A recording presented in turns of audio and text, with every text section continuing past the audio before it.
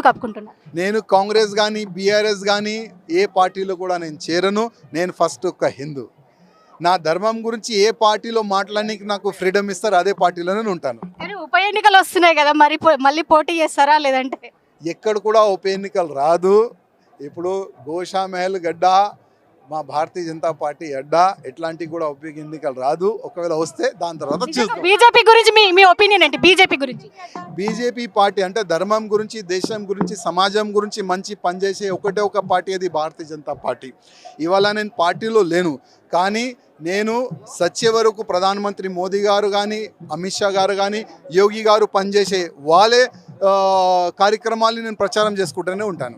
ఒకవేళ అమిత్ షా నుంచి కాల్ వస్తే మీరు వెళ్ళే అవకాశం ఉందా? ఇప్పుడు అమిత్ షా గారు నాకు కాల్ చేస్తే నేనంతా పెద్ద కాదు. జస్ట్ కేంద్రం నుంచి ఏదైనా ఒక మంచి మెసేజ్ వస్తే చాలు. నా ఉద్దేశం ఏముండే, ఇవాళ ల్యాక్స్ ఆఫ్ కార్యకర్తలు గొంతు నేను ఢిల్లీ వాళ్ళకు పంపించాలని నేను చిన్న ఒక ప్రయత్నం చేసినాను. దాంట్లో నేను ఫెయిల్ అయ్యాను. ఎవరితోని నాకు శత్రుత లేదు. ఎవరు కూడా నాకు ఇప్పుడు ప్రెసిడెంట్ కానీ ఎవరు కూడా నాకు ఏ ఇబ్బంది కూడా లేదు. ఎట్లయినా ఇప్పుడు ఇండిపెండెంట్గా ఉన్నాం. ఇంకా ఇంతవరకు మేము ఇండిపెండెంట్గా ఉందాం, చూడాలి. ఎవరు ఇప్పుడు నేనైతే అది చూడలేను, నేనైతే అది వీల్లేను. ఒకవేళ కేంద్రం నుంచి ఎట్లాంటి ఆదేశం వస్తే కూడా ఐ రెడీ.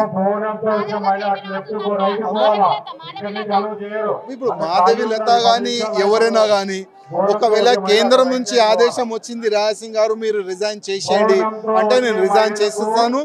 ఎవరికి బీజేపీ క్యాండిడేట్ పెడతారు అది కేంద్ర అధిష్టానం కానీ రాష్ట్ర అధికారులు చూసుకుంటారు.